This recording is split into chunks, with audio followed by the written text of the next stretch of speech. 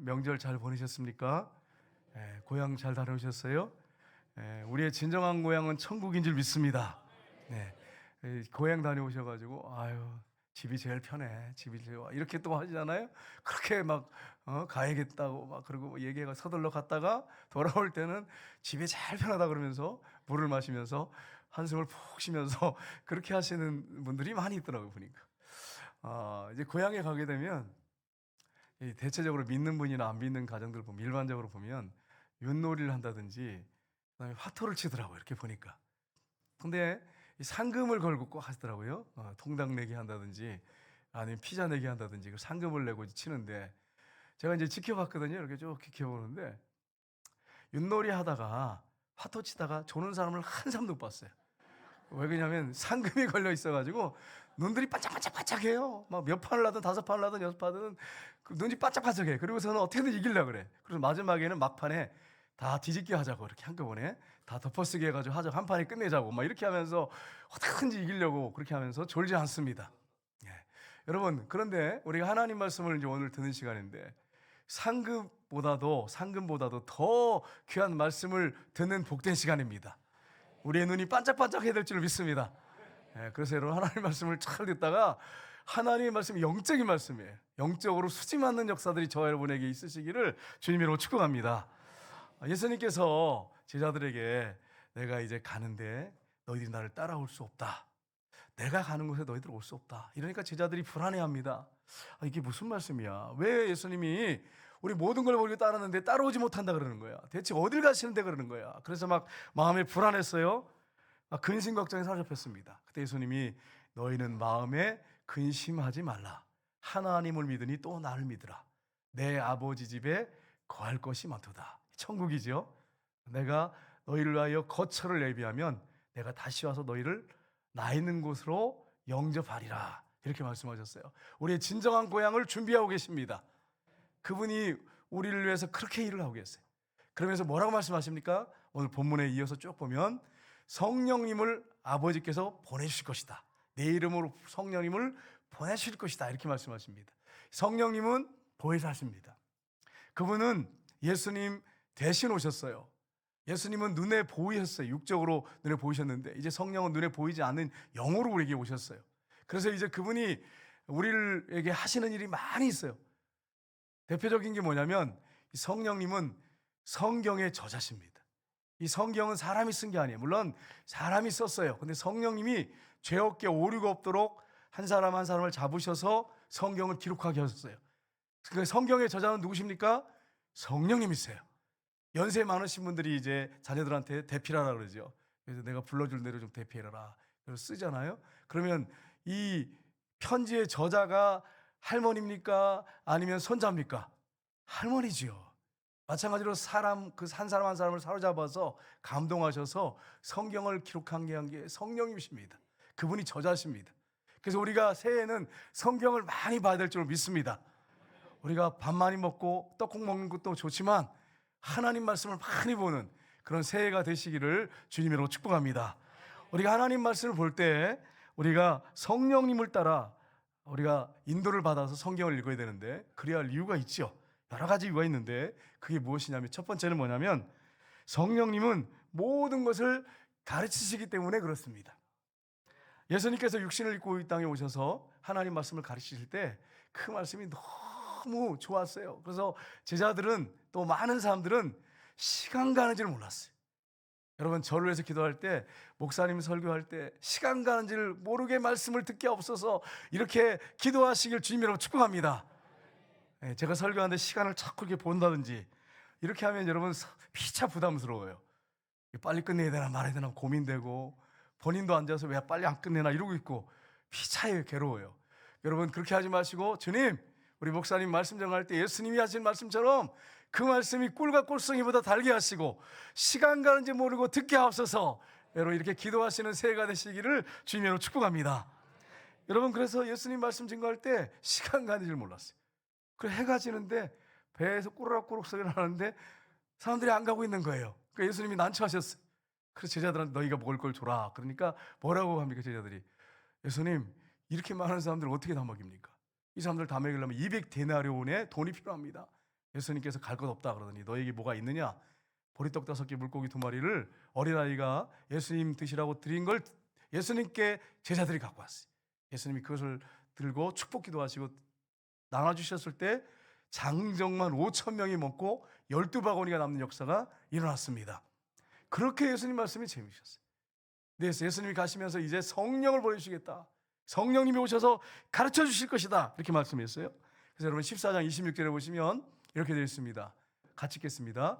보혜사 곧 아버지께서 내 이름으로 보내실 성령, 그가 너에게 모든 것을 가르치시고 내가 너에게 말한 모든 것을 생각나게 하시리라. 아멘. 여러분이 성경 읽을 때 누가 가르치십니까? 성령님이 여러분을 가르쳐 주십니다. 이거를 잊지 마시기를 주님 여러분 축복합니다. 그래서 제가 이제 성경을 읽을 때 늘 간절하게 기도를 하고 읽어요. 성령님 도와주세요. 그리고 막 기도하고 성경을 꼭 읽습니다. 여러분 소설 읽듯이 성경 읽으시면 안 돼요. 새해는 성경은 소설이 아니에요. 성령님이 저자세요. 그리고 그분에게 도움을 구하고 그분이 가르쳐 주셔야 성경을 바르게 읽을 수가 있어요. 그래서 여러분 성경 이렇게 읽으면 성령님께서 정말 놀라운 말씀들을 발견하게 하세요. 깨닫게 하세요. 성령님이 가르치세요. 요한일서 2장 27절에 보시면 이렇게 되어 있습니다. 같이 읽겠습니다. 너희는 주께 받은 바 기름 부음이 너희 안에 거하나니 아무도 너희를 가르칠 필요가 없고 오직 그의 기름 부음이 너희를 가르치신 그대로 주 안에 거하라. 아멘. 너희는 주께 받은 바 기름 부음이 무엇일까요? 성령님이십니다. 우리 안에 기름 부음이 있어요. 그분이 우리를 가르치신대요. 계속 가르친다고 가르치고 있잖아요. 가르치신대요, 그분이. 여러분 성령님이 우리를 가르치십니다. 뭘 가르치십니까? 이거 우리 질문할 수 있잖아요. 성령님은 우리에게 뭘 가르치십니까? 성경을 가르치시는데 성경의 주인공이 누굽니까? 예수님이시잖아요. 예수님. 오실 예수님, 오신 예수님, 다시 재림하실 예수님. 이게 성경이잖아요. 예수님에 대해서, 복음에 대해서 가르치십니다. 성령님이. 핵심이잖아요. 십자가에 죽으시고 부활하셔서 산자와 죽은 자, 우리의 주인이 되신 예수님을 가르치시는 분이 성령님이세요. 그 성령님의 인도 따라서 여러분이 말씀을 배워야 돼요. 요한복음 16장 14절에 보십시오. 15장 26절을 보십시오. 같이 읽겠습니다. 내가 아버지께로부터 너에게 보낼 보혜사 곧 아버지께로부터 나오시는 진리의 성령이 오실 때에 그가 나를 증언하실 것이요. 아멘. 성령님이 누굴 가르치신다고요? 예수님을 증언하신대. 예수님을 가르치신대. 그래서 여러분은 우리가 예수님을 정말 제대로 하려면 성령님의 철저한 도움을 받아야 됩니다. 만약에 여러분이 성령님의 도움을 받지 않는다면 성경을 읽어도 여러분에게 아무 의미가 없는 그런 책이 되고 말아요. 의미가 없이 그냥 읽고 말아요. 성령님의 철저한 도움을 구하고 여러분 성경 읽으셔야 돼요. 성경에 이렇게 또 말씀하셨어요. 예수님 말씀하셨죠. 16장에 보시면 같이 읽겠습니다. 그가 내 영광을 나타내리니 내 것을 가지고 너에게 알리겠습니다. 아멘. 성령님이 예수님의 것을 가지고 우리에게 알려주신대요. 그러니까 여러분 우리가 2000년 전에 돌아가서 예수님 말씀 증거하실 때 사람들이 수많은 사람들이 따랐잖아요. 우리도 거기에 좀 껴가지고 말씀 들었으면 얼마나 좋을까, 이런 생각을 할 필요가 없어요. 이제는. 왜냐하면 성령님이 우리 안에 들어오셔서 우리를 가르치신대요. 얼마나 감사합니까? 윤석정 목사님, 제가 설교를 어제 저녁에 잠깐 들었는데 이 목사님이 이렇게 말씀하세요. 내 안에 성령님이 계시는데 그분은 교수십니다. 이렇게. 교수래. 여러분과 제가 교수님을 모시고 있어요. 교수님을. 그래서 그분이 말씀하시고 가르치실 때 나는 철저하게 순종합니다. 이렇게 고백하시더라. 한 경건한 분이 이런 말을 했어요. 자기가 40년 전에 성령님을 모셔드린 다음에 그분이 365일 24시간 내 안에서 교사로 계십니다. 이분은 교사라고 그러시더라고요. 윤석정 목사님은 교수라고 그러는데 막 제가 헷갈리더라고요. 교수라고 막 목사님 그러시고 이 경건한 분은 교사라고 그러더라고요. 그분이 내 안에 들어와 계셔서 내가 어떤 문제에 대해서 고민할 때, 질문할 때, 특별히 말씀에 대해서 질문할 때 그분이 나에게 가르쳐 주십니다. 최고의 교사가 내 안에 계십니다. 이렇게 고백하더라고요. 여러분 안에 교수든 뭐 교사든 괜찮아요. 그분이 여러분 안에서 가르치신다고 하는 거예요. 이걸 여러분 잊지 마시기를 주님 여러분 축복합니다. 제가 신방을 할 때 그냥 가지 않습니다. 성경책만 끼고 목사님 신방 오세요 그러면 그냥 달랑거리고 가는 게 아니고 기도하고 가요. 그 가정을 위해서 성령님 그 가정에 필요한 말씀을 주시고 기도를 주세요. 이렇게 안 할 수가 없어요. 여러분 제가 가서 뭐 세상식 전하러 갑니까? 아니잖아요. 어떻게 할까요? 성령님 그 가정에 맞는 찬송을 드시고 말씀을 주세요. 그리고 가요. 말씀을 주시거든요. 때로는 그 집에 딱 들어갔을 때 성령님이 그 집을 위해서 기도하고 딱 앉아있으면 말씀을 바꾸세요. 그래가지고 말씀을 바꿔가지고 찾아가지고 성령님께서 왜 그렇게 하시는지 그건 나 아직 모르겠어요. 아직까지. 여기서 준비해가지고 갔는데 거기서 집에 가서 바꾸시더라고요. 그래서 앉아서 바꿔요. 본문을 바꿔가지고 딱 전화하는데 그분이 막 울어요. 막 울어. 여러분 그게 제가 그렇게 한 겁니까? 아니에요. 성령님이 그분의 마음을 만지신 거예요. 그분에게 말씀하신 거예요. 그러니까 막 울죠. 늘 집집마다 그런 건 아니에요. 근데 그런 집들이 종종 있어요. 그래서 말씀을 전하면 막 울어요. 성령님이 그렇게 하시는 거예요. 성령님이 가르치시는 거예요. 여러분과 저는 최고의 교수, 최고의 교사를 모시고 지금 살고 있습니다. 저 여러분 복 있는 사람입니다. 여러분 이런 복된 삶을 성령님과 함께 살아가시기를 주님의 이름으로 축복합니다. 두 번째는 성령님은 모든 진리 가운데로 우리를 인도하십니다. 여러분 하나님은 어떤 분이시죠? 하나님은 무엇입니까? 어떤 분이십니까? 사랑이십니다. 하나님은 거룩하십니다. 하나님은 의로우십니다. 하나님은 선하십니다. 언제나 옳으십니다. 언제나 하나님은 모든 일을 할 때 오차가 없이 정확하게 하시는 분이십니다. 우리가 문제지. 우리 재성 때문에 바르게 보지 못해서 그렇지 하나님 정확하십니다. 실수가 없으신 하나님이십니다. 근데 성경에 또 뭐라고 말씀하냐면 시편 31편 5절에 보면 진리의 하나님이라고 말씀하고 있어요. 하나님은 어떤 분이시라고요? 진리 하나님이세요. 예수님이 이 땅에 오셔서 뭐라고 말씀하셨습니까? 내가 곧 길이요 진리요 생명이니. 여기서 길이요 진리요 생명은 어느 상에 보면 유일한 길이요 유일한 진리요 유일한 생명이니. 예수님도 진리십니다. 자, 그러면 성령님은 어떤 분이십니까? 오늘 본문에 나오죠. 요한복음 16장 13절 보겠습니다. 같이 읽겠습니다. 그러나 진리의 성령이 오시면 그가 너희를 모든 진리 가운데로 인도하시리니 그가 스스로 말하지 않고 오직 듣는 것을 말하며 장래일을 너에게 알리시리라. 아멘. 성령님은 어떤 분이시죠? 진리의 성령이세요. 하나님도 진리의 하나님이시고 예수님은 진리십니다. 성령님은 진리의 성령님이십니다. 그러니까 여러분 성부, 성자, 성령은 삼일체 하나님이시잖아요. 이분은 정말 삼일체 맞습니다. 성경을 아무리 봐도 이분은 삼일체. 삼일체란 단어는 성경에 없습니다. 근데 성경을 성부 하나님, 성자 예수님, 성령 하나님을 쭉 보면 아 이분이 삼일체구나 하는 것을 확실하게 알 수 있어요. 진리십니다. 그러니까 여러분 우리가 진리를 찾기 원합니다. 내가 진리를 알기로 원합니다. 그렇게 우리는 할 필요가 없어요. 왜 그렇습니까? 하나님이 성부, 성자, 성령이 진리세요. 성령님이 진리십니다. 우리를 진리 가운데로 인도하십니다. 그러니까 여러분 성령님의 인도 따라 사는 것이 정말 중요해요. 성령님의 인도 받지 못하면 이단에 빠져 못 나와요. 근데 성령님이 계시면 이단에서 나옵니다. 왜 그렇습니까? 성령님이 진리 영이시기 때문에, 진리 가운데 인도하시기 때문에 그렇게 하는 것입니다. 로마서 8장 14절 보십시오. 같이 읽겠습니다. 무릇 하나님의 영으로 인도받는 사람은 곧 하나님의 아들이라. 아멘. 저 여러분은 하나님의 아들, 딸입니다. 하나님이 여러분의 아버지십니다. 세상 아버지와 다릅니다. 우리 하나님 아버지는 자기 독생자까지 아낌없이 우리를 내줄 정도로 우리를 지극히 사랑하시는 하나님이십니다. 우리는 그 하나님을 아버지라고 부르고 있습니다. 육신의 아버지는 죄성을 갖고 있기 때문에 우리에게 상처를 주기도 하고 우리를 아프게도 합니다. 그러나 하나님 아버지는 그런 분이 아니에요.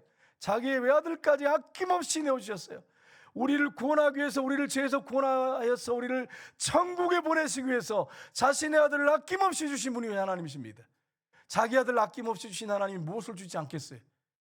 우리가 하나님과 깊은 친밀감 가운데 살아간다면, 정말 하나님과 깊은 교제 가운데 살아간다면 무엇을 안 주시겠어요? 우리는 세상과 너무 가깝습니다. 스마트폰하고 너무 친합니다. 근데 하나님하고는 친밀한 가운데 들어가지 않아요. 하나님하고 친하지 않는 사람도 많아요. 교회 다니면서. 우리가 하나님과 친밀감 가운데 들어갈 때, 하나님과 정말 가까울 때 우리 하나님이 우리를 가까이 하시고 우리의 기도를 받으시고 응답하시고 우리를 위로하시고 우리를 승리케 하시고 우리를 형통케 하시고 하나님께 영광 돌리는 삶을 살도록 만드신 분이십니다. 그래서 여러분, 우리가 하나님을 가까이 해야 돼요. 성령님은 진리의 영이세요. 그분이 예수 그리스도를 가르치시고 하나님 아버지가 어떤 분인지 정확하게 가르쳐 주십니다. 여러분, 그래서 우리가 성령의 인도 따라 살아야 되는데, 갈라디아서 5장 17절 18절 보시면 이렇게 말씀하고 있습니다. 같이 읽겠습니다. 육체의 소욕은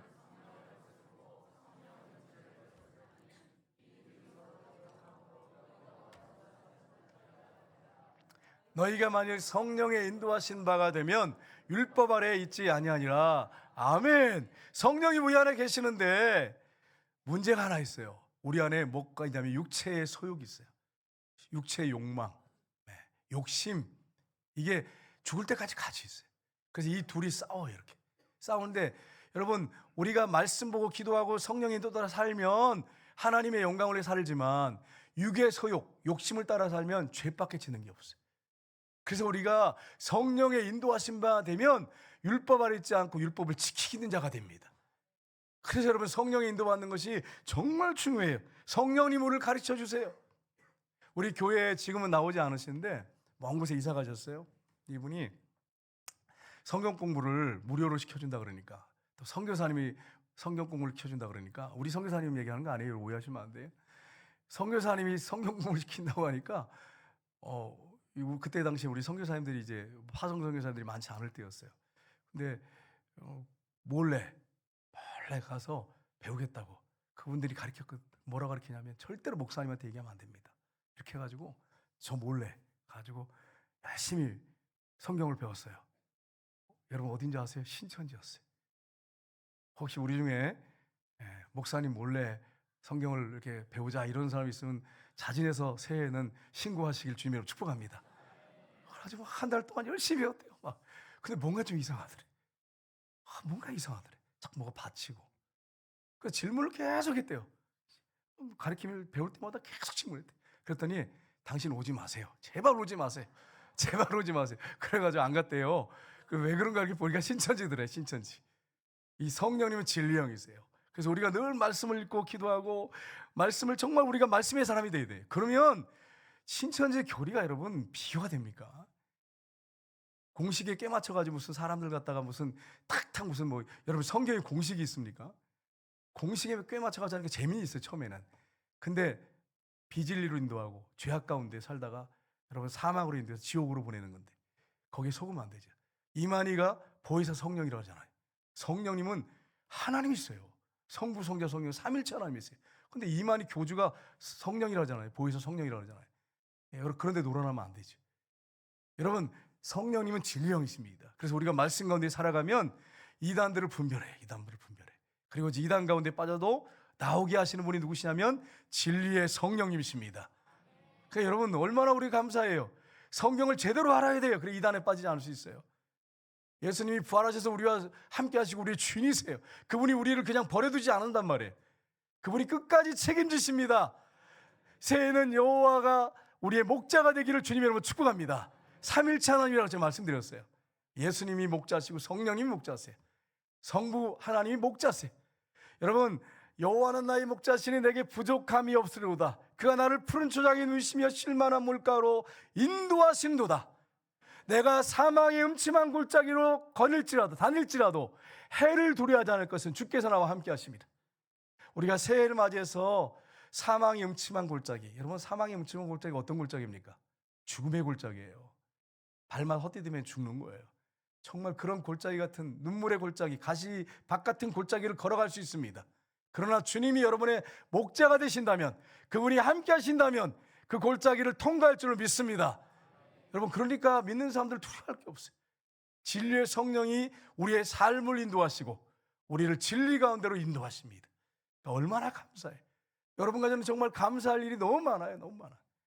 감사할 일이 쌓였어요. 세 번째는 성령님은 우리를 위로하시기 때문입니다. 예수님께서 육체로 계실 때 제자들을 정말 위로해 주시고 격려해 주시고 세워주셨어요. 성령님은 위로의 성령님이세요. 그분이 오셔서 우리를 위로하세요.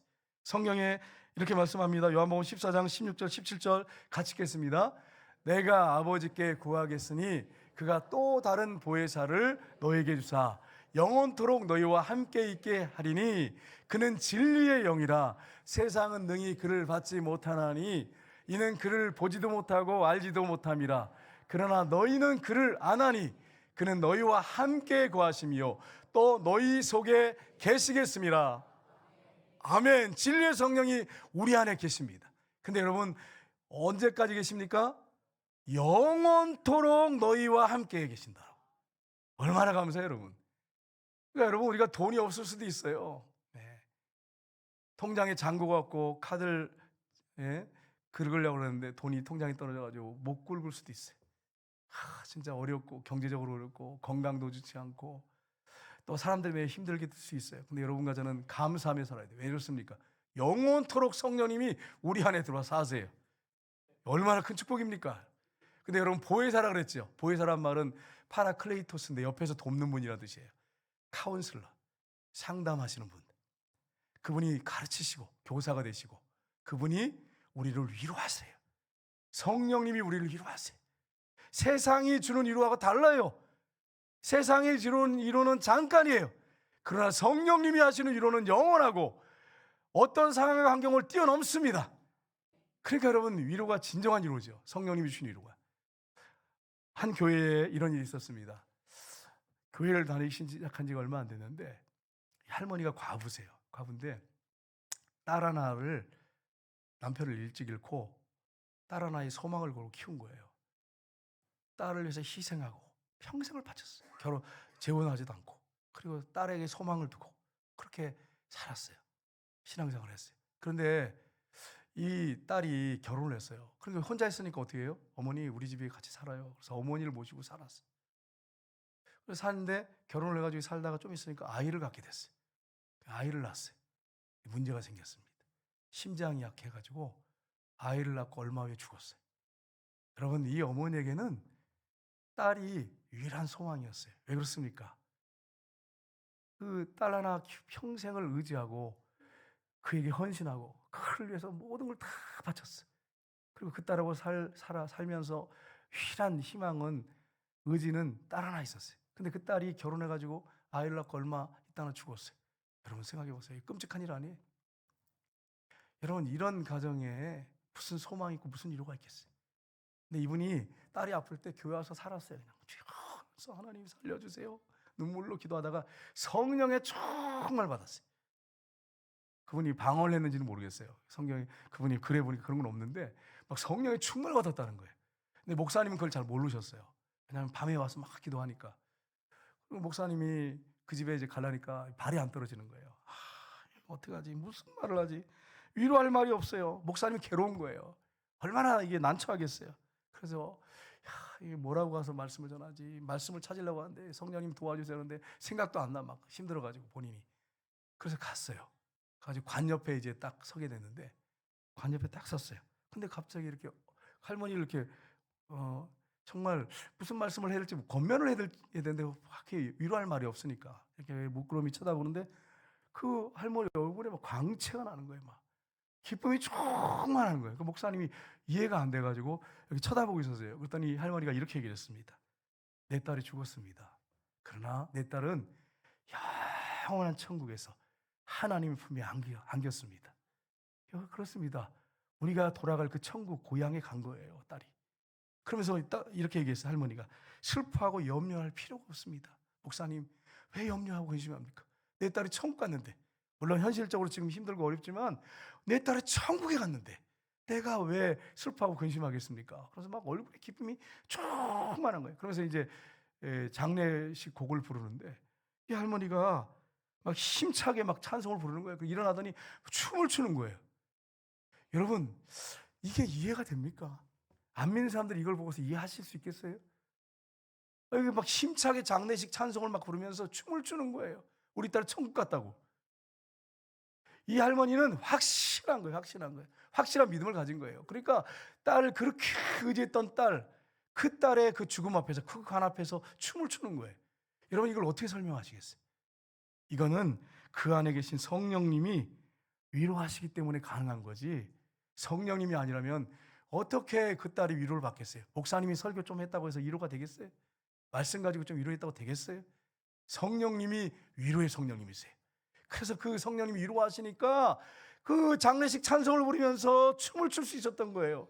내 딸이 저 천국에서 영원히 행복한 천국에서 하나님 아버지 품에 안겠다고 하는 확신이 있으니까 두려움이 사라지고 염려가 사라지고 기쁜 거예요. 또 그 딸을 내가 천국에서 만날 거예요. 그러니 얼마나 행복하겠어요. 예수 믿는 사람들이 이런 산소망 가운데 삽니다. 안 믿는 사람들은 몰라요. 산소망이 없잖아요. 땅에 눈에 보이는 것들이잖아요. 그 썩어질 것들이잖아요. 이거 없어지면 끝나는 거잖아요. 우리는 우리의 시민권이 하늘에 있습니다. 우리는 천국 소망 가운데 사는 사람들입니다. 이걸 여러분 잊지 마시기를 주님으로 축복합니다. 성령님이 우리 안에서 우리를 위로하세요. 절망 가운데, 낙심 가운데, 근심 가운데, 고통 가운데 우리를 위로하십니다. 지금 내가 하는 모든 일들이 꼬이고 안 돼도 나를 위로하십니다. 그래서 행복해요. 성령님이 우리를 위로하시기 때문에 가능한 거예요. 그리고 성령님은 성경을 통해서 우리를 위로하십니다. 성경을 통해서, 성경의 저자시니까 성경을 통해서 위로하세요. 여러 성경 많이 보셔야 돼요. 로마서 15장 4절 보시면 같이 읽겠습니다. 무엇인지 전에 기록된 바는 우리의 교훈을 위하여 기록된 것이니 우리로 하여금, 아멘. 무엇으로 위로하신다고요? 성령의 위로로.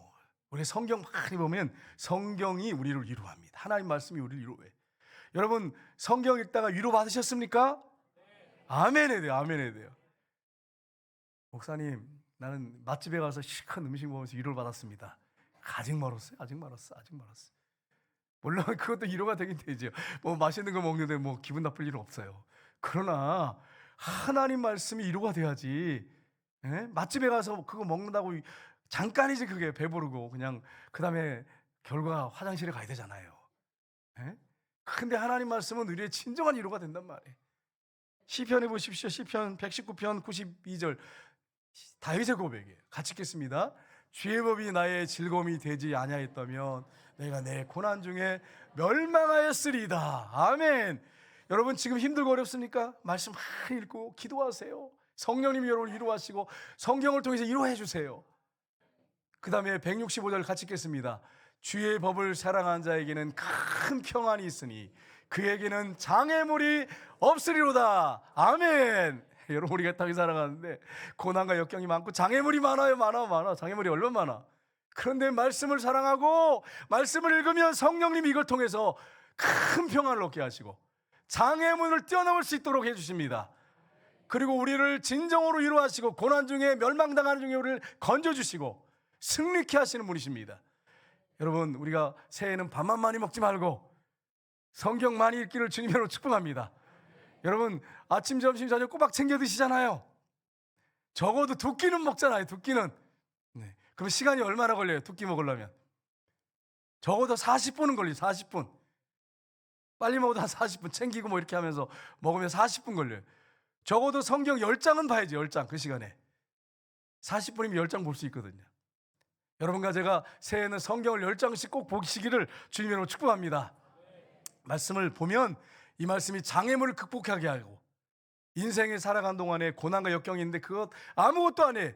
그걸 완전히 초토화시켜버려요. 말씀이, 성령이. 그리고 뛰어넘게 하고 승리케 합니다.